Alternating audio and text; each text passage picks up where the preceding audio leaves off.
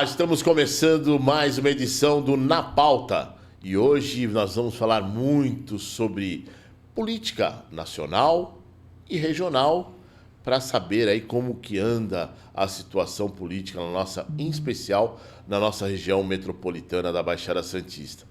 Haja vista que Mongaguá será um dos grandes assuntos do programa de hoje, porque na última semana foi decidido que terá eleições suplementares e está previsto aí, não está certo a data, mas previsto para o dia 4 de maio de 2025. E já tem 7 candidatos que estão lançando o seu nome à disputa para sentar na cadeira de prefeito de Mongaguá. Mas, entre outros assuntos, vamos abordar com ele, que está aqui já em nossos estúdios, Fernando Wagner Chagas. Fernando, olha, é um prazer recebê-lo aqui. Já tive a oportunidade de entrevistá-lo muitas vezes, mas eu quero começar o programa de hoje diferente. Eu quero saber quem é Fernando Wagner Chagas. Olha, antes de mais nada, né? Olá, amigos, um abraço a todos, especial aos internautas e também telespectadores. Milton, sabe que nunca me fizeram essa pergunta? Pela primeira vez faz essa pergunta. O Fernando Wagner Chagas é um santista, nasci em 1958, tenho 67 anos, cresci na praia. Até para quem não é da região, quem não cresceu na praia, era famoso vagal de praia. Assim que nós éramos chamados, vagal de praia. Na minha adolescência, posso dizer assim, vivia na praia e vivia em Interlagos. Sou fã de automobilismo, né? Trabalhei muitos anos no automobilismo, fazia os dois. Tinha uma vida relativamente boa. Porém, por questões do destino, o meu pai teve muitas dificuldades financeiras e eu tinha estudado muito, passei a minha vida toda estudando. Fui obrigado a trabalhar, começar a trabalhar, né? Comecei na Prefeitura de Santos com o Paulo Gomes Barbosa, pai do deputado e ex-prefeito Paulo Alexandre Barbosa, em 1980. Posso até dizer a data, 18 de setembro de 1980. Comecei com Paulo Gomes Barbosa. E, em paralelo ao trabalho da prefeitura, eu também já estava me formando em jornalismo, me formei em jornalismo em 82 e trabalhava na prefeitura durante a semana e no fim de semana eu trabalhava no automobilismo. Até por uma questão financeira, eu tinha que ir ralar bastante. Sim, para poder se manter. Para poder se manter e recuperar, de certa maneira, né, as condições financeiras do meu pai. Depois meu pai faleceu, fiquei muitos anos nessa correria, mas chegou num dado momento que eu tinha que decidir. Ou ia para o automobilismo, onde, aliás, eu ganhava mais do que na prefeitura, ou ficava definitivamente na prefeitura. E no automobilismo você era comentarista? Comentarista, escrevia muito, comentarista, falei em rádio, era apaixonado, era não, ainda sou apaixonado por automobilismo. Até posso contar a saída do automobilismo como foi. Aí tive que decidir, conversei com a minha mãe, né? Todo estudo que eu tenho, graças à minha mãe, né? Aí a minha mãe falou, o automobilismo vai ser sempre isso, embora a proposta seja boa. Falei, não, um dia não vamos ter tantos pilotos extraordinários como nós temos. Nós tivemos 4 pilotos extraordinários, Emerson Fittipaldi e Nelson Piquet, extraordinários mesmo. Ayrton Senna e Carlos Patti. Carlos Patti, que não é muito conhecido. Um dia isso acaba. Por melhor que seja a nossa água, como dizia o Jack Stewart, uma hora isso acaba. Então, volta para a prefeitura. E eu tinha tirado também, na medida do possível, eu tirava a licença na prefeitura. As licenças de 2 em 2 anos, você pode tirar licença por 2 anos na prefeitura. Aí voltei, deixei o automobilismo. Quando eu deixei o automobilismo, foi como uma mulher tivesse me deixado. Vamos dizer, eu sou apaixonado pela mulher automobilismo. Sim. Aí fiquei praticamente 2 anos sem ver nada de automobilismo. Como vai, a mulher me abandonou, fiquei desiludido. Aí comecei uma nova carreira, né? Aí fui fazer ciências políticas, já que estava na prefeitura. Sim. Fui fazer economia, finanças públicas, né? Já tinha me formado em jornalismo e assim continuei. Na prefeitura, felizmente, tive uma carreira de sucesso, sempre na Secretaria de Finanças. E na imprensa escrevia sobre economia, principalmente finanças públicas, poucas pessoas conhecem. Aí eu comecei a tomar uma projeção boa, até pela visibilidade que eu tinha na imprensa. Aí uma consultoria me chamou para falar sem deixar a prefeitura, né? Nas horas vagas fazer estudos sobre finanças públicas e fui pela várias consultorias, passei por várias consultorias. Em 1º de agosto do ano passado, 1º de agosto do ano passado, me aposentei. Pô, que maravilha. E agora estou mais dedicado realmente à consultoria, falando de finanças públicas. Agora eu fui para fazer a análise da reforma tributária. Sim. Aí descobriram que eu tinha bom conhecimento de orçamento público. E acabei virando para a consultoria atual, né, um analista de orçamento público. Né? Agora, Chagas, é interessante porque isso tudo para mim é novidade, eu te conheço há um bom tempo, né? E parabéns pelo todo esse esforço na sua vida, né? Que se gerou aí no resultado. Eu posso até dizer que se concretizou com a tua aposentadoria que você acabou de falar, né? Isso é resultado de todo o esforço que veio lá de trás, da conversa com a sua mãe, do incentivo da sua mãe, da ajuda da sua mãe. Eu lembro que você morava, não sei se ainda mora ali na Epitácio Pessoa, ao lado do Banco Itaú. Isso. E eu sempre perguntava, como é que tá sua mãe acamada? Tá indo, tá bem. Então, isso faz me recordar a luta que eu tive também com a minha mãe recente, né? Que quando a gente tem um ente querido, principalmente como a mãe, a gente fica, né, preocupado. E você contando essa história, eu lembro quando minha mãe sempre falava para mim, meu filho, bom trabalho, que Deus te abençoe, vai à luta, peça para Deus, né? E eu tenho quase que certeza que sua mãe não foi diferente e resultou aí nisso tudo, nesse esforço. E para os jovens, né? Os jovens assim, que estão muito nas redes, né? Ouçam a mãe. É verdade. Porque se eu fosse decidir por mim mesmo, eu ia para o automobilismo. Hoje talvez eu fosse um desempregado ou um aposentado ganhando pouco. Foi graças à minha mãe que deu muito estudo para mim. E naquela hora decidiu, fica na prefeitura, deixa o automobilismo, fica na prefeitura. Fiz uma carreira, não tenho o que reclamar. E 2 pessoas foram importantes, além da minha mãe. O Paulo Gomes Barbosa. Logo que entrei na prefeitura, o Paulo Gomes Barbosa me acolheu, por causa da redação. Coisa de jornalista. Sim. Eu conseguia pegar a questão de finanças públicas, que é complexa, e traduzir com facilidade. Aí tive uma relação muito boa com o Paulo Gomes Barbosa, fui assessor do Paulo Gomes Barbosa e fui assessor do Paulo Alexandre Barbosa. Maravilha. Eu até brinco, comecei na prefeitura com o Paulo Gomes Barbosa, encerrei a minha carreira de sucesso na prefeitura com Paulo Alexandre Barbosa, filho do Paulo Gomes. Então, além da minha mãe, sou extremamente grato à família Barbosa. Isso é importante porque gratidão não se prescreve, né, o Chagas? Gratidão é algo que a gente tem que levar para a vida e meus pais me ensinaram isso. Então, por pior que seja depois o andamento de uma amizade, de repente um vai para cada lado, mas você não pode esquecer a gratidão de quem te estendeu a mão, de quem te ajudou e chegar aonde você chegou, né? E o que mais me chama a atenção dessa história toda sua, Chagas, é que você é uma pessoa muito discreta, né? Por mais órgãos de imprensa que você participa, de programas de rádio, televisão, você é muito requisitado, né? Pelo teu conhecimento, você é um cara da tua, discreto, não é aquele cara que a gente pode chamar, é o cara pavão, que gosta de aparecer. Você sempre nessa tua humildade. Então, parabéns, viu, Chagas? Eu que agradeço. Mas aí, sempre disseram que eu tinha facilidade na articulação política. E na articulação política eu sempre fui assessor. O assessor tem que ficar nos bastidores.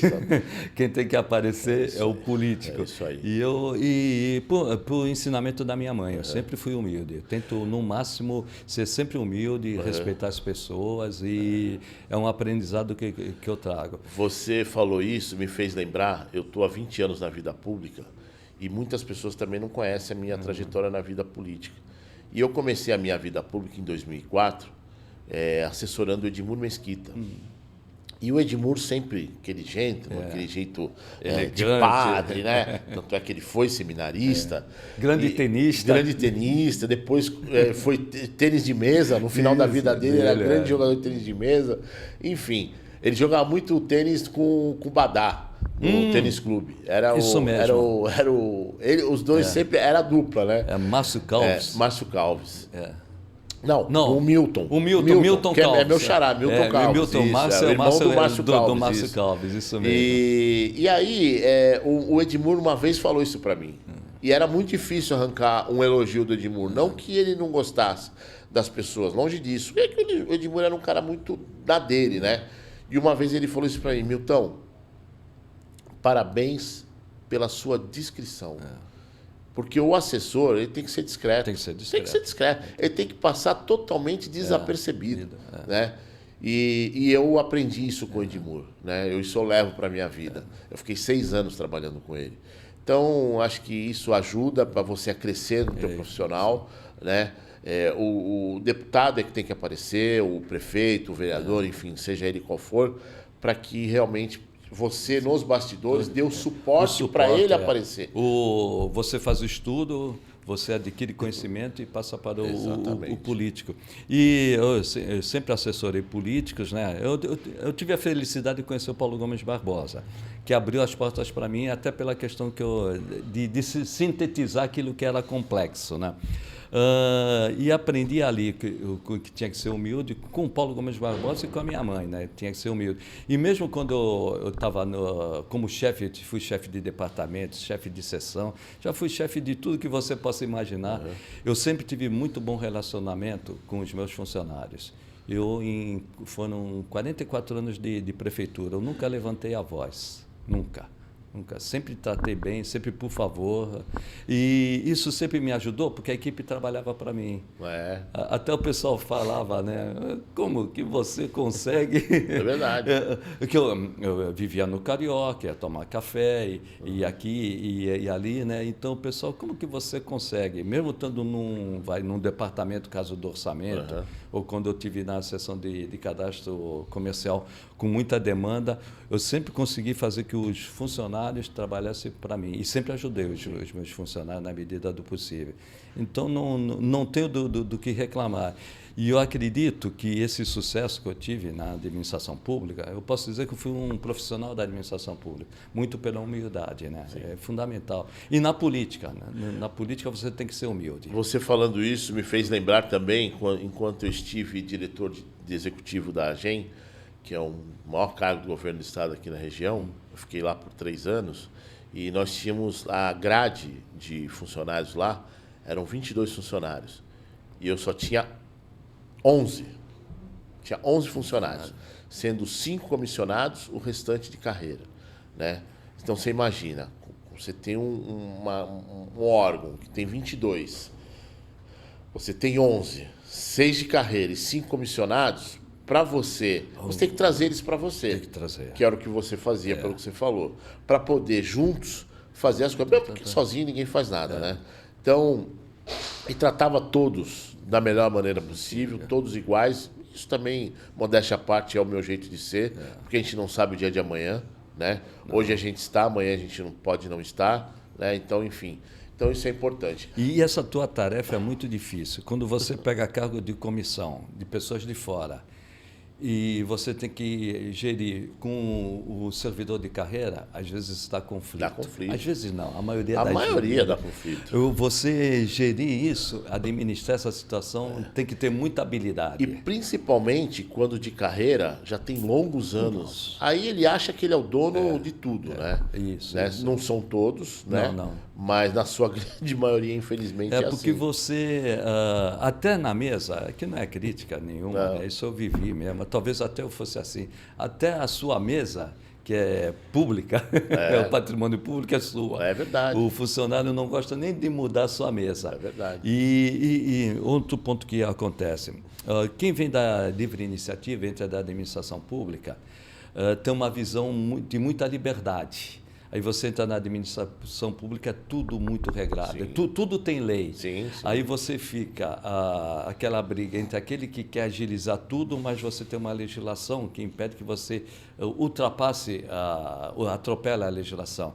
Aí que se fala a burocracia atrapalha. Não é que a burocracia atrapalha, tem que ter a burocracia na administração pública para ter publicidade, transparência. Caso das emendas agora, que é muito discutido, rastreabilidade. Então, a administração pública ela tem que ter essas regras.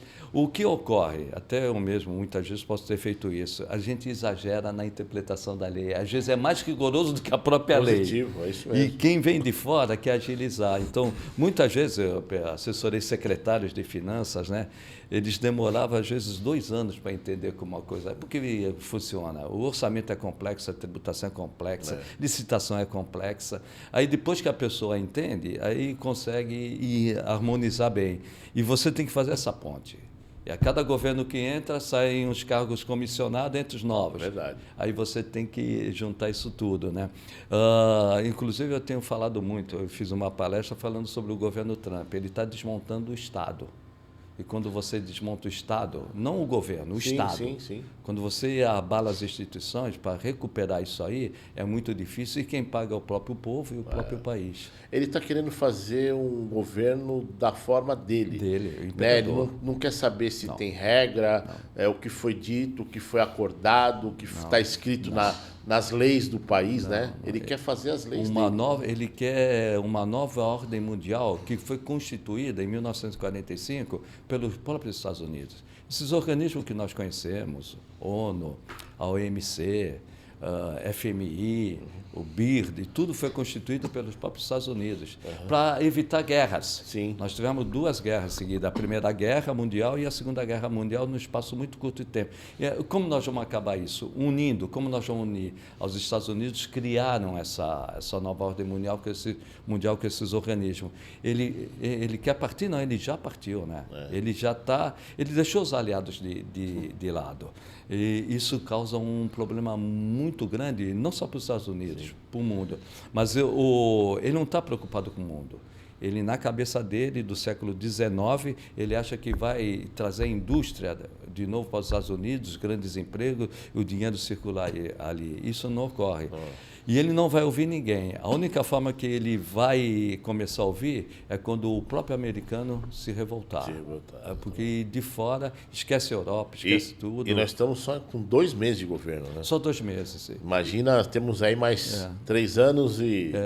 Eu esperava que em 2 anos ele se tornasse um pato manco. Pato manco é aquele que perde nos 2 últimos... Que tem nos Estados Unidos, tem a eleição de meio de mandato. É em novembro do ano que vem. Eu tinha certeza e tenho certeza que ele vai perder a Câmara dos Representantes, que é a Câmara dos Deputados, e o Senado. Aí ele se torna um pato manco. Só que ele está fazendo... Ele é o imperador, ele está passando até por cima do judiciário. Ele está cometendo tantas arbitrariedades que eu acredito que... E vai afetar muito os Estados Unidos, principalmente nos Estados Unidos ele vai afetar a economia. É automático na economia. Você aumenta a tarifa, gera inflação. E não traz os empregos de volta, as indústrias de volta como ele está pensando.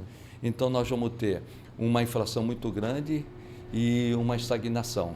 O PIB não vai crescer. Aí o americano vai se revoltar e daqui a 2 anos, em novembro, vai votar contra ele. Muito bem. Estamos batendo um papo hoje aqui no Na Pauta com Fernando Wagner Chagas, mais carinhosamente chamado como Chagas. O Chagas da economia, o Chagas da imprensa, o Chagas que conhece muito da política regional e nacional. Conhecemos um pouco da história do Chagas, como o Chagas chegou aonde chegou, e também acabamos falando lá dos Estados Unidos. Fomos longe, né? Já fomos longe, já viajamos, né? Agora, Chagas, você falou da questão das emendas parlamentares, né? Isso é uma discussão que está tendo no Congresso, no Judiciário, enfim, muito grande. E eu queria que você falasse um pouco sobre isso. E o que me chama a atenção é que cada deputado federal, só de emenda direta, tem 38 milhões, né, de emenda direta. Fora das comissões e por aí vai. Eu chego à conclusão de que se um deputado federal hoje, no seu mandato, tem um dinheiro desse, mais o dinheiro que ele vai ter para a campanha, ele só não se reelege se for muito ruim, né? Se for péssimo, né? Hoje é muito difícil. O Brasil tem uma grande renovação. Normalmente em torno de 40%, 50%, 60%, dependendo do momento político. Na próxima eleição, acho muito difícil ter uma renovação dessa grandeza, porque quem tem os recursos que eles têm, dificilmente não será reeleito, é o que você falou, só se for muito ruim, né, para não ser reeleito. Vamos lá, tem um lado técnico e tem o lado político. Vamos para o lado técnico. Tem o orçamento da União. O orçamento da União vamos dizer que é praticamente amarrado, é o que a gente chama vinculado. Praticamente 90, 91, 92% dos recursos orçamentários, eles estão amarrados, estão vinculados e têm destinação certa. 8% você tem liberdade para gastar. E esses 8% que você tem liberdade para gastar, somam 200 bilhões. Desses 200 bilhões, 50 bilhões são para os deputados e senadores. São 50 bilhões para 81 senadores, 513 deputados. Aí tem as emendas impositivas, que são para as comissões, as emendas parlamentares individuais e as emendas parlamentares de bancada. Não tem emenda impositiva para a de comissão. Porém, a de comissão eles conseguiram fazer de uma maneira que se tornasse também impositiva. Daí a inconstitucionalidade do ministro Flávio Dino de barrar essas emendas. Então, praticamente, vamos dizer, de 500 bilhões, eles têm, de 50 bilhões, eles têm 25 bilhões para gastar como bem entendem. Aí é o que eu falei já anteriormente, a administração pública tem regras, tem princípios, principalmente nesse caso da publicidade, para você saber quem mandou, quem recebeu, no que foi gasto e prestar conta. Isso nas emendas positivas não estava ocorrendo. Aí houve, o Congresso Nacional usou muito esse instrumento, o STF entendeu que declarou a inconstitucionalidade, e eles inventaram a emenda PIX, para passar, sob a alegação que vai passar por cima da burocracia, que a burocracia atrapalha. A emenda PIX era o quê? O deputado mandava direto esse dinheiro para o prefeito. E o prefeito gastaria do jeito que quer. Aí você vai abrir para desvio de dinheiro público. Sim. Aí o Flávio Dino brecou isso, entraram num acordo e ainda estamos numa situação cinzenta. Porque mesmo tendo uma lei, tendo a determinação do Supremo Tribunal Federal, ainda estão usando as emendas parlamentares sem a necessária transparência. Se for ver, nós temos 5 princípios na Constituição da administração pública. Essas emendas parlamentares PIX, ou as emendas parlamentares impositivas, que são constitucionais, mas a forma de fazer é inconstitucional, a forma que eles fazem é inconstitucional. Fere o princípio da legalidade, da moralidade, da publicidade, da impessoalidade e da eficiência. Por que da eficiência? O orçamento, ele determina onde vai gastar o dinheiro. O que essas emendas fazem? E elas não estão no planejamento do orçamento. O orçamento é um planejamento, elas não estão. Elas vão de acordo com a vontade do deputado ou do senador. Aí você vai construir uma policlínica do lado de uma policlínica. Você vai construir uma ponte do lado de outra ponte. Você vai construir uma unidade escolar do lado de outra unidade escolar. Fura completamente o orçamento. Então, você acaba prejudicando a administração financeira do Estado. Não é do governo, do Estado. Politicamente. Isso ocorreu porque, na época, havia um desgaste muito grande do ex-presidente Bolsonaro. Ele praticamente sofreria um impeachment. Ele entregou os recursos orçamentários e até a administração para o Congresso. No momento que o Congresso dominou os recursos orçamentários e também a administração pública, ele não abre mão. Foi assim com com o Lira, será assim com o Hugo Mota. No momento, você sabe disso, no momento que você toma o poder e toma o domínio dos recursos públicos, você não abre mão, de jeito nenhum. Então, pode entrar presidente, sair presidente, pode entrar presidente do Congresso, presidente do Senado, presidente da Câmara, todos vão querer manter isso. Antigamente, para você conseguir uma verba parlamentar, você dependia do ministério ou você dependia de cargos. Hoje você tem recursos orçamentários, independentemente de você depender de um ministério ou você depender de cargo. Você pode ver que o governo Lula, ele tem muitos partidos do Centrão e o Centrão não vota na totalidade com o governo Lula, porque ele não precisa mais disso. Então, antigamente, para você ter recursos e fazer uma boa legislatura, você dependia dos recursos ou do cargo. Sim. Hoje você já tem os recursos, não depende. O governo federal é obrigado a gastar. Sim. De 50 bilhões, é obrigado a gastar 25 bilhões, 30 bilhões. E eu não preciso mais de cargo, eu não preciso ficar mais amarrado com o governo. Então, é uma situação que eu vejo muito difícil de ser resolvida, independentemente de quem seja o presidente futuro da República, ou independentemente de quem seja o presidente da Câmara, eu acho muito difícil você mudar essa situação. O que se pode é bater nesse ponto. O princípio da publicidade.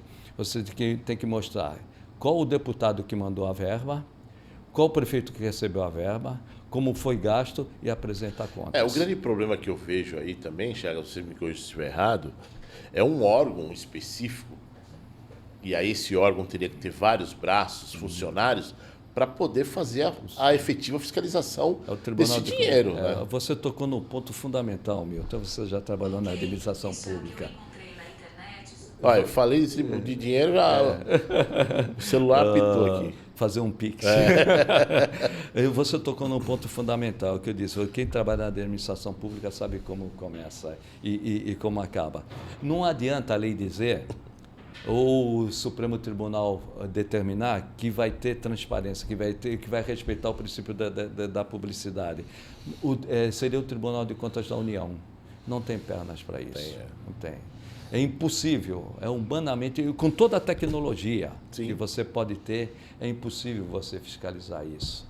Você, então, fiscaliza quando tem uma denúncia da imprensa, do Ministério Público ou por amostragem. Não dá para você fiscalizar. São 513 deputados, são 81 senadores. Como que você vai fiscalizar?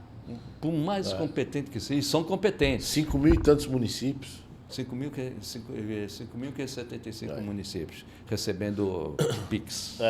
Então, você não tem pernas para fiscalizar tudo isso. Além da questão que a gente diz, né? Tecnicamente, juridicamente, é inconstitucional. Não há emenda impositiva, a forma como é gasto. Caso do PIX. E politicamente foi um grande negócio para o Congresso. Eu não dependo mais do presidente da República. Eu não preciso mais ficar na antessala esperando o ministro me receber. Eu tenho meus recursos e mando para o meu interesse. Só que o meu interesse não está dentro do orçamento. Aí você vai construir uma ponte do lado de outra ponte. E com isso enfraquece o governo, porque o governo ele não tem o toma lá da cá, não tem. Porque ele não vai ter, entre aspas, ficar com o rabo preso com o deputado, arrumar cargo para poder votar no dia da votação de um projeto que ele tem, para dar andamento. Né? Então, você tocou no ponto, rabo preso.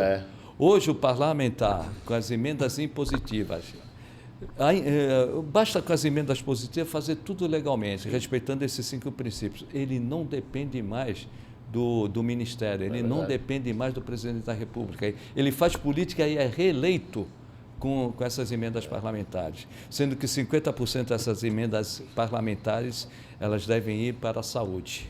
Agora, claro que o governo federal ele teria que ter um braço muito grande para poder fazer essa fiscalização, mas os deputados tem que ter uma excelente equipe para poder administrar todo esse dinheiro, mandar para onde tem que mandar, principalmente, claro, para os aliados que vão, no ano que vem, ajudá-lo à sua reeleição, E a assessoria desse deputado tem que ser muito eficiente para ela, sim, cobrar se está sendo executado, se acompanhar a obra. No dia da inauguração da obra, deputado, ó, sua agenda é lá em Limeira, é em Rio Claro, é em Campinas, porque também não pode tomar o bola nas costas. O chapéu. O chapéu, porque aí o deputado manda o dinheiro, o prefeito faz o que tem que fazer, inaugura e não chama... Você tocou num ponto importante. Aliás, eu não tinha pensado nisso. Eu me preocupo muito com a técnica, né? Você não precisa da técnica, você precisa da política. Eu sou deputado, eu mandei para o vereador de Santos para executar uma determinada obra. Quando essa obra foi anunciada, essa obra quando foi inaugurada, eu quero estar lá. É isso aí. Aí você tem que ter o acompanhamento da execução da emenda por uma questão política. Claro. Não por uma questão técnica. Claro. É que nem o dono da obra, o empreiteiro. O empreiteiro, ele não está lá, ele não faz a medição para poder receber, ele não acompanha a obra, não tem a medição. Se não tiver a medição, ele não recebe. Não recebe. O assessor é a mesma coisa. Mesma coisa. Ele tem que ir lá acompanhando. É interessante, entendeu? Eu não tinha pensado nisso, Milton. Quem vai controlar não é o tribunal. Não, é o assessor. É o assessor. É o assessor. O bom assessor, o assessor, né? E vai cobrar do vereador. Exatamente. Porque esse dinheiro, muitas vezes, não passa pela prefeitura, mas já é destinado diretamente para o vereador que apoia, né? Sim. Que apoia o deputado para o deputado ser reeleito. Isso. Essa emenda PIX, ela é direta, por isso é PIX, do deputado não pelo prefeito, passa pela prefeitura, mas para o vereador. Aí ele vai cobrar o vereador. Ano que vem tem eleição, né? Então tem que ser muito bem fiscalizada. Bom, e só para complementar, quem bolou tudo isso, quem elaborou tudo isso foi o Eduardo Cunha. O Eduardo Cunha conheceu o regimento da Câmara como ninguém. E o Lira era a sequência do Eduardo Cunha, a sequência do Eduardo Cunha é o Hugo Mota. O Eduardo Cunha, ele se candidato na última eleição, mas não conseguiu se eleger, não conseguiu. Pelo Rio de Janeiro, né? Isso, quem se elegeu foi a filha. E ele se não me falha a memória, ele é chefe de gabinete. E agora ele é candidato de novo. Porque já passou, né, a pena que ele sofreu, né? Muito bem. Fernando Wagner Chagas, jornalista, cientista político, batendo aquele papo hoje, a gente fazendo um panorama aí da política nacional e também regional. Vamos vir aqui agora um pouco para a nossa região. Nós estamos há 3 meses de novos prefeitos e prefeitos que foram reeleitos, né, o Chagas? Bertioga, nós temos prefeito novo, Guarujá, prefeito novo, Cubatão, prefeito novo, Praia Grande é um novo, velho novo, né? São Vicente foi reeleição, Santos, reeleição. E Mongaguá. Mongaguá é o nova programa eleição, que nós vamos falar sobre isso. Itanhaém foi reeleito, Peruíbe novo. E é só isso. Acabou aí os novos municípios.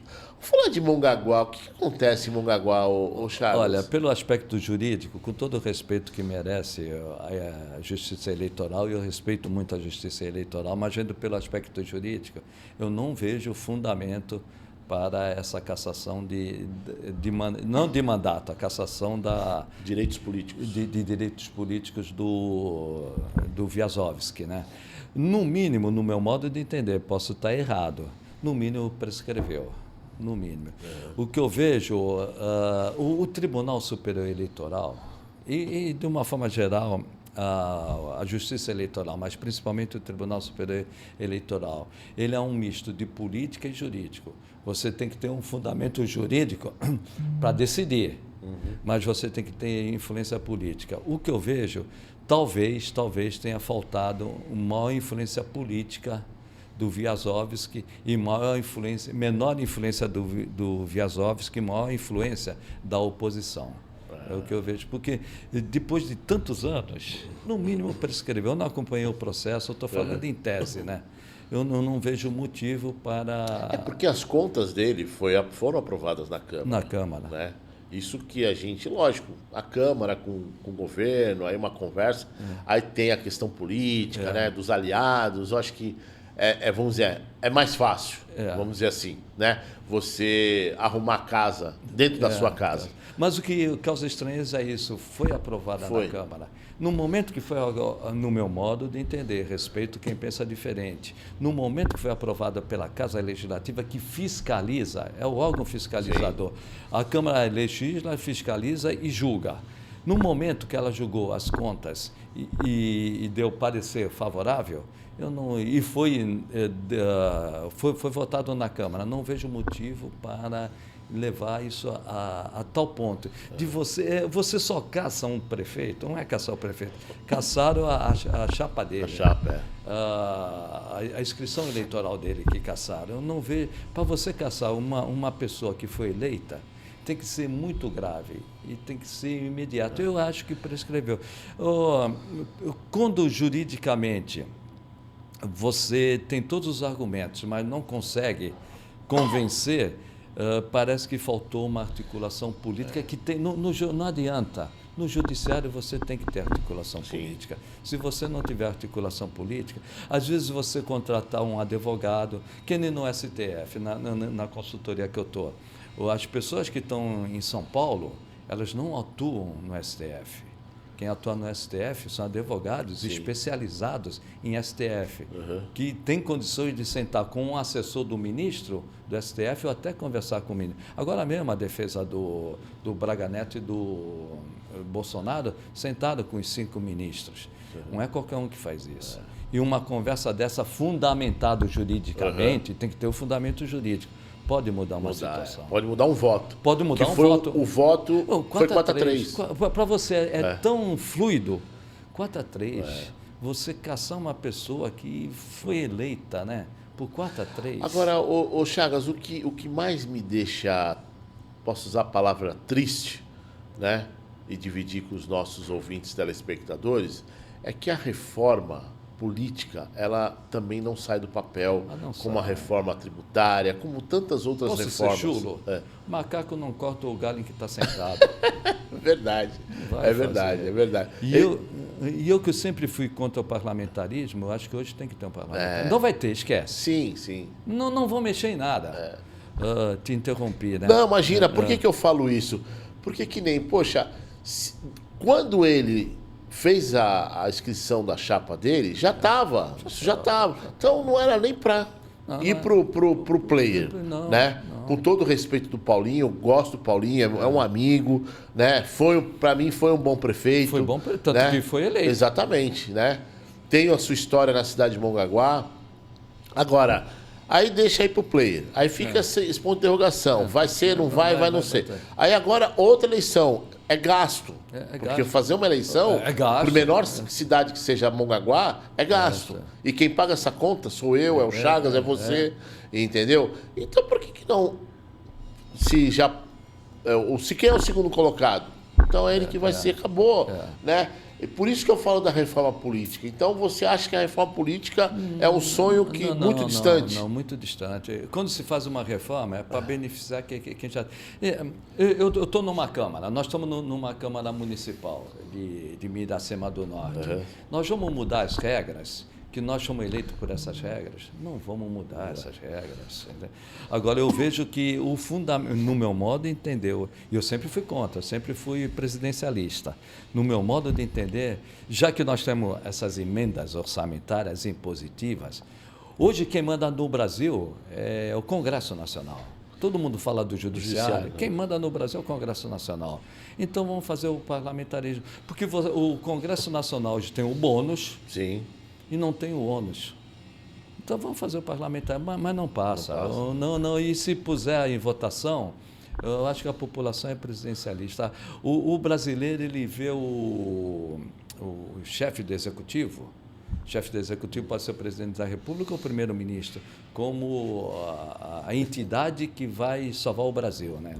E para o povo brasileiro, né, Chagas, tá cômodo, tá bom. Né? Por pior que esteja o nosso país, por pior que esteja o governo, se está bom, se não está, para uns está bom, para outros está ruim, enfim, isso é uma opinião pessoal de cada um. No final de semana, você vê a rodovia dos imigrantes. Agora de manhã eu estava vendo na televisão, entupida, pessoal descendo. tenho dinheiro para fazer o churrasquinho, tenho dinheiro para tomar cervejinha. Você vai no shopping, tá tudo bem, o shopping tá cheio. Os entendeu? ovos de Páscoa estão caros, mas estão sendo vendidos. Então... Agora você tocou, eu começo a voar, você tocou num ponto importante. Se você pegar todos os números da economia do Brasil, estão bons, todos os números.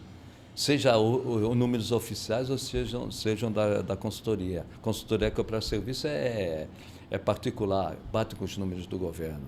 Porém, no mundo inteiro, inclusive nos Estados Unidos, a população está descontente. Os números estão bons, mas a população está descontente. Nos Estados Unidos, no ano passado, no Biden, perguntavam: a sua vida está boa? A sua vida melhorou? Melhorou.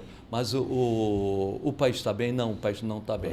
Ele entendia, o americano entendia que a vida dele individualmente melhorou, porém o país está ruim. E o Biden tomou uma lavada, né? Por vários motivos. E no Brasil também você tem uma economia boa, mas uma sensação negativa. Isso está no mundo inteiro. E no Brasil especificamente, o nosso problema não é de economia. No Brasil, o nosso problema é financeiro. Nosso grande problema hoje é os altos juros. A taxa básica de juros é o nosso grande problema hoje. Pegando o gancho dessa sua fala, Chagas, você acha que o governo Lula 3 está começando a entrar na era do Lula 1, quando se despejava dinheiro para o mais carente, haja vista que começou na última semana, o tal do empréstimo consignado, né? Que na realidade, na minha modéstia à parte, você que é um economista conceituado pode me corrigir se eu estiver errado. Aqui de empréstimo consignado não tem nada, porque ele está usando o dinheiro do trabalhador que está lá, que é o Fundo de Garantia. O Fundo de Garantia. Né? Que é uma garantia do governo e do banco. E a Constituição Civil arrepia o cabelo. Exatamente, porque o trabalhador, de repente, deixa de pegar o Fundo de Garantia para fazer um investimento e comprar um imóvel ou trocar de imóvel e vai ficar se endividando. Por que vai ficar se endividando? Ele está tentando de novo. A estratégia do Lula é a mesma do primeiro e do segundo governos, porém a realidade mudou. E é mais uma questão política. O Lula, o atual governo, está perdendo popularidade no Nordeste com a mulher pobre de mais de 40 anos e normalmente de pele preta. Por quê? Mesmo se você dá o empréstimo consignado, mesmo que você melhore todos os programas sociais, hoje é uma questão de costume que está sendo debatida. Hoje não é só economia estúpida, como disse o Jim Carvalho, lá nos Estados Unidos, na época do presidente dos Estados Unidos. Esqueço o nome. Do Clinton. Disse, por que o Clinton, depois do escândalo, foi eleito? Aí o assessor dele falou, o Jim Carvalho, a economia é estúpida. Hoje está na economia, hoje os costumes importam muito. E esse grupo, pessoas de mais baixa renda, elas estão indo muito para um segmento religioso. Um segmento religioso que acha que é obrigação do governo dar tudo isso. Mas eu quero, hoje, defender as minhas pautas de costume. E esse segmento religioso está crescendo no Brasil e está influenciando politicamente e está tirando voto do lado progressista. Está indo mais para o lado conservador. Então, você pode injetar o que for de dinheiro, porque uma parte disso, desse pessoal de baixa renda, que pode ser beneficiado com os programas sociais, está achando que aquilo é obrigação do governo. Eu já tenho, eu quero mais. E mais eu posso conseguir sozinho, porque hoje nós estamos tendo uma visão de empreendedorismo. Muito. Né? Depois da pandemia. Depois da pandemia. E, além disso, esse segmento religioso está substituindo o Estado. Você vai na periferia, o Estado já não entra. Quem está substituindo o Estado é justamente esse segmento religioso e acaba revertendo esse voto. Agora, em termos de economia, o Brasil está bem, os números são bons. O grande problema do Brasil é que nós estamos refém do mercado financeiro. Né? E você não consegue hoje, no Brasil e no mundo, especialmente no Brasil, você mexer de forma radical no mercado financeiro. Porque se o governo, qualquer governo, tentar mexer radicalmente no mercado financeiro, o dólar dispara e a bolsa cai. Chagas, você acredita que o governo Lula ele tem que pensar num novo plano de ajudar essa massa de baixa renda? Porque o que ele vem fazendo praticamente é igual o que ele fez no 1 e no 2. E vamos dizer assim, isso não cola mais. Não cola, né? Perfeito. Não cola mais. Não cola. Não Eu cola já tenho. mais. Já eu tenho. Quero mais. Eu quero novo. Quero né? novo. Eu quero novo. Só que de onde você vai tirar um novo? Da onde? Eu não disse que o Exatamente. nosso problema são finanças públicas. De onde eu vou tirar esse dinheiro? A grande sacada dele, desculpe o termo, Imagina. né? A sacada dele vai ser o imposto de renda. Você acha que... É. E você acha que vai ser aprovado? Eu vejo dificuldades. O Brasil, ele tem a maior desigualdade de renda do mundo ocidental. Do mundo ocidental, a maior desigualdade de renda. E essa desigualdade de renda está muito concentrada num grupo muito pequeno de pessoas, mas pessoas que têm muita força. Não é o passar os 5 mil reais de isenção, é você tributar quem ganha mais de 50 mil por mês. Esta é a dificuldade. E esse grupo, que é minoritário, ínfimo, ele tem muita influência política, tem muita influência econômica e, normalmente, esse pessoal, além de bancar a eleição da maioria do Centrão, o Centrão também pensa assim. Então, a grande dificuldade... Porque hoje, para você dar uma isenção de 5 mil reais, que pega a grande maioria da população, você vai ter que compensar. Como que você vai compensar? Fazendo justiça tributária, tirando de quem ganha mais de 50 mil. Tirar de quem ganha mais de 50 mil é uma briga eterna do Brasil. Então, você tocou num ponto. Como nós vamos resolver a injustiça social do Brasil? Um dos meios é a tributação, mas é muito difícil você tributar. Vamos achar a dita elite, né? É muito difícil. A semana passada, eu conversando com um amigo, a gente lembrou da época, eu não lembro se foi Lula 1 ou Lula 2, mas acho que foi Lula 1, onde o financiamento do veículo chegava a 100 prestações. 100 prestações. Aí dava o calote. E dava o calote, exatamente. Muitos bancos tiveram que abrir estacionamentos dos carros que estavam sendo devolvidos. Você acredita que isso possa acontecer? Não tem nem espaço para isso, né? E os bancos não emprestariam mais.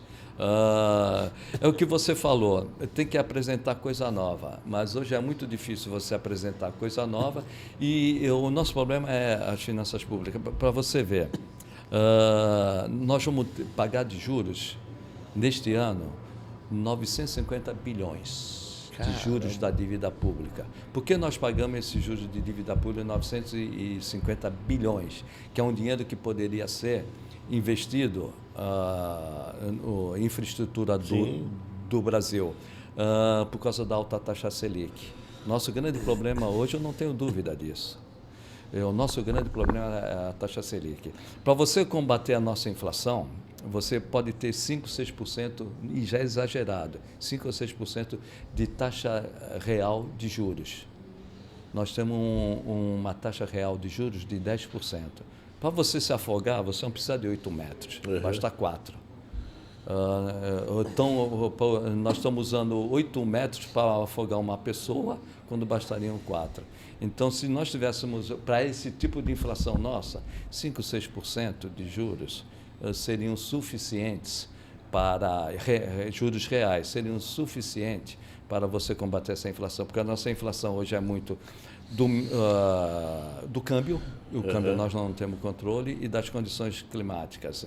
E, por outro lado, se você também baixar muito a taxa de juros, o dinheiro, o dólar especulativo que entra no Brasil, vai para a África do Sul, vai para a Turquia e vai para o México, o dólar sobe. Sim. No momento que o dólar sobe, você impacta na inflação. Então, é um nó.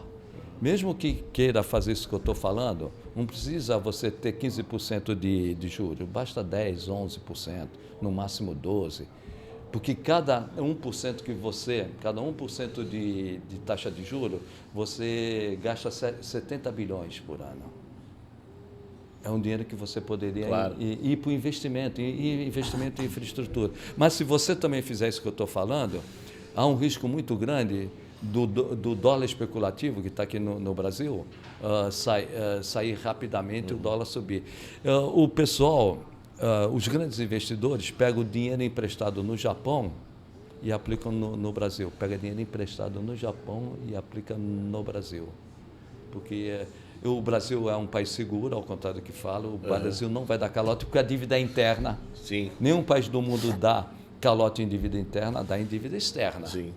A moratória que nós tivemos, mas não dá em dívida interna. Então é muito difícil, seja lá quem for o presidente, é muito difícil sair disso. Chagas, estamos na reta final do programa e eu quero rapidamente falar um pouco da nossa região. Eu falei aqui dos prefeitos reeleitos, dos novos prefeitos. Mongaguá, hoje nós já temos 7 candidaturas, eu acredito que não vai ser as 7, vai ser aí no máximo 4, acho que vai ter uma composição. O prefeito Paulo Wiazowski, que perdeu o mandato, disse que vai lançar a esposa, né? Mas ele quer trazer o Redó para junto. O Redó diz que só vem se for cabeça de chapa e a Cristina vice. Aí o Wiazowski falou, não, você vai ser o vice e a Cristina vai ser a cabeça. Enfim, então tá nesse impasse aí. Político não abre mão de poder, né? Ele vai insistir até o último momento. É característica de político, a mulher dele. Porque ele poderia ser chefe de gabinete, ele pode. E quem vai administrar vai ser ele. Vai ser ele. Isso pode até acontecer na próxima eleição para a presidência da República. É verdade. Agora, a política é composição. Você vai até o limite. Se não dá, aí você compõe. Recua. Dá um passo para trás para dar 2 para frente. É melhor você estar dentro do que você estar fora. E por você estando dentro, você tem possibilidade de politicamente você agir. Quem está fora do poder é difícil agir. Eu acho que assim, o grande problema ali, que no caso do Redó, é que o Redó ele era vice do Cabeça, ele foi o 3º colocado e distante do Casabranca, né, que foi o 2º colocado. E o Redó, um amigo, adoro o Redó, gosto muito do Redó, só que o Redó também, ele teve um problema, infelizmente, de saúde recente, né? Não sabia. Acabou as eleições, ele operou o coração, ele abriu, fez um corte, né? Lógico, tá recuperado, tá bem, tá trabalhando, né? Mas a gente que trabalha com política, a gente sabe que política e principalmente eleição, o coração é um teste tremendo, né? E normalmente as pessoas não votam em quem recentemente apresentou algum tipo de doença. Não é doença, né? Sim. Teve algo grave na saúde. Sim.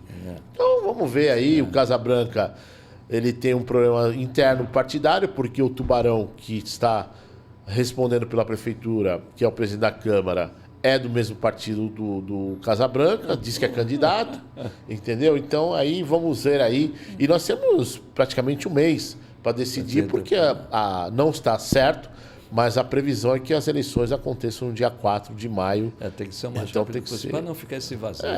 O próprio Moura, né, que é o da construtora, que vendeu as casas para o Neymar, que é lá, ele não é de Mongaguá, ele é do Nordeste, mas ele tem a sua base lá em Mongaguá, também se lançou candidato, que é do grupo político do Casabranca. Então, todo mundo quer. Isso porque a cidade está passando por maus momentos.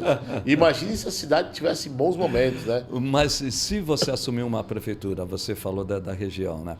Se você mesmo uma prefeitura que depende de transferências governamentais, transferências constitucionais governamentais, se você fizer uma boa administração nos 2 primeiros anos, você recupera a prefeitura, mesmo não sendo uma prefeitura que nem de Santos, né?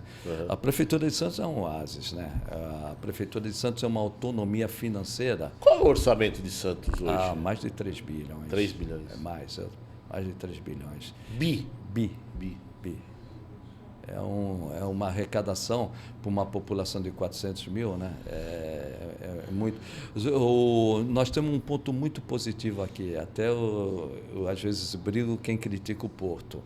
A cidade de Santos tem uma qualidade de vida invejável. Tem um orçamento, como nós falamos, de 3 bi, maior do que qualquer prefeitura que tenha 400 mil habitantes. É o Porto. 65%, 70% do ISS vem de atividade portuária. Então, quando tem esse conflito cidade e porto, né, Não deve haver esse conflito, porque nós temos essa qualidade de vida devido ao porto, à atividade Então, eu acho que portuária. isso tem que ser muito mais divulgado, viu, Chagas? É. Eu acho que, de repente, falta aí uma boa divulgação, tanto do empresariado do Porto, que faz o pagamento do ISS, tanto quanto da prefeitura, que recebe. E na época eu estava no orçamento e fui o que defendi, né? O aumento do ISS. Aí houve um conflito. Porque essa enorme. relação Porto-Cidade, ela existe, não é de hoje. Não. Né? E eu acho que essa relação ela tem realmente ficado melhorando a cada ano, mas lógico, tem ainda muito que melhorar, mas isso que você fala, eu particularmente não sabia, entendeu? Então eu acho que tem que ter mais divulgação. E na época, eu era chefe do orçamento da prefeitura e eu insistia que a tributação do Porto teria que passar de 3 para 5. Isso, eu lembro. Por que eu dizia isso? As 10, 11, as 12 maiores prefeituras em arrecadação do Porto tinha alíquota de 5%, com exceção de uma, de São Francisco.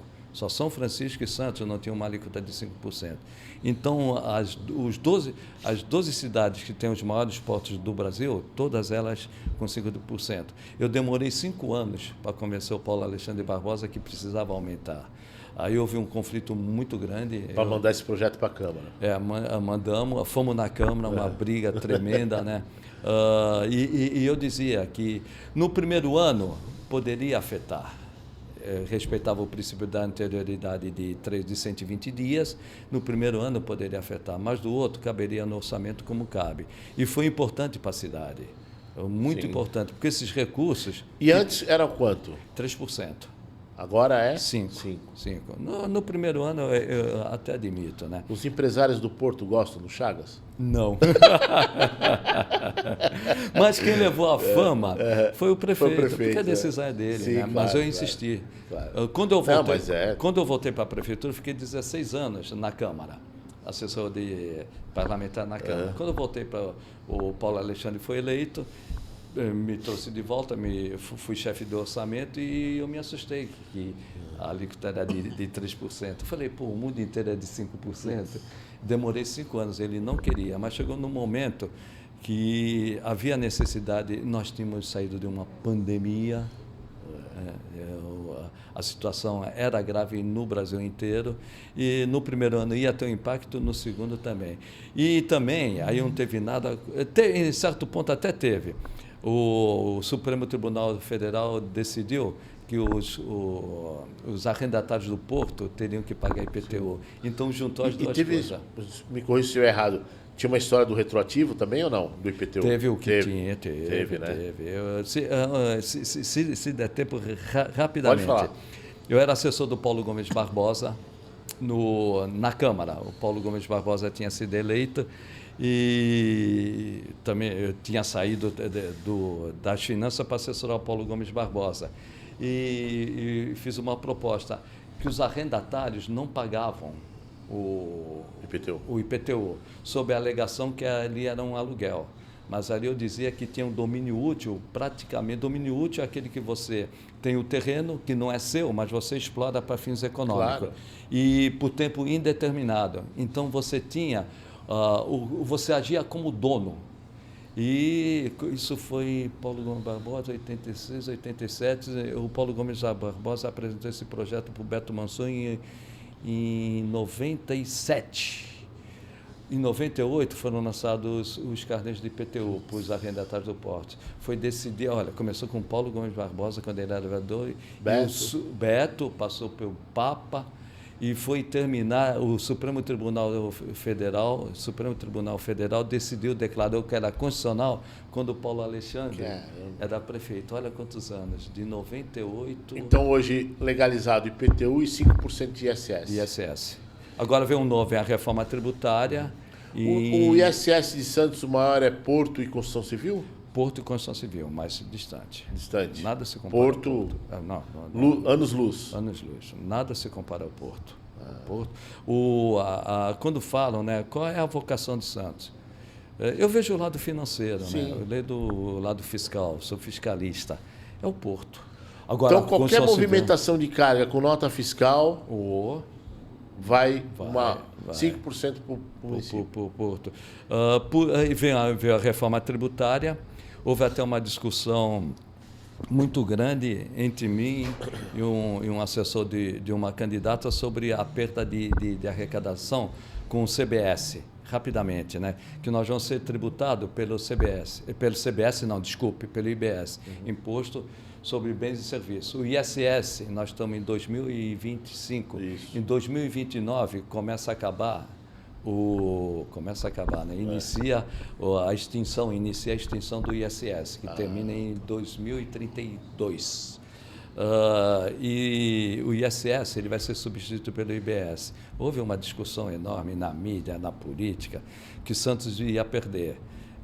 Santos não vai perder, porque o Paulo Alexandre Barbosa, com a equipe técnica da Secretaria de Finanças, foi em Brasília. Fez a apresentação e acrescentou no artigo 11 da lei, agora esqueço a lei, 68, da lei 68 de 2024, o artigo 11, inciso a linha C, que o ISS vai ser colhido no município.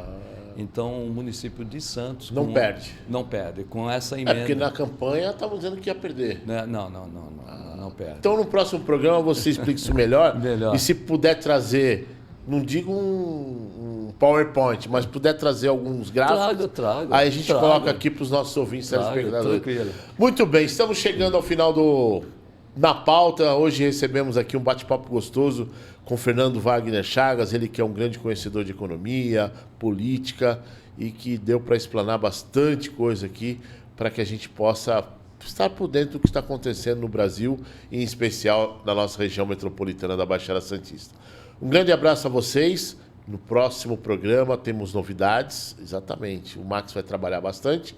Agradecer a nossa produção, o André Luiz. Fiquem com Deus. Chagas, um abraço. Até o próximo programa. Até o próximo, desculpe, falei demais. Não, mas é bom, é enriquecedor. Um abraço a todos, fiquem com Deus. Tchau, tchau.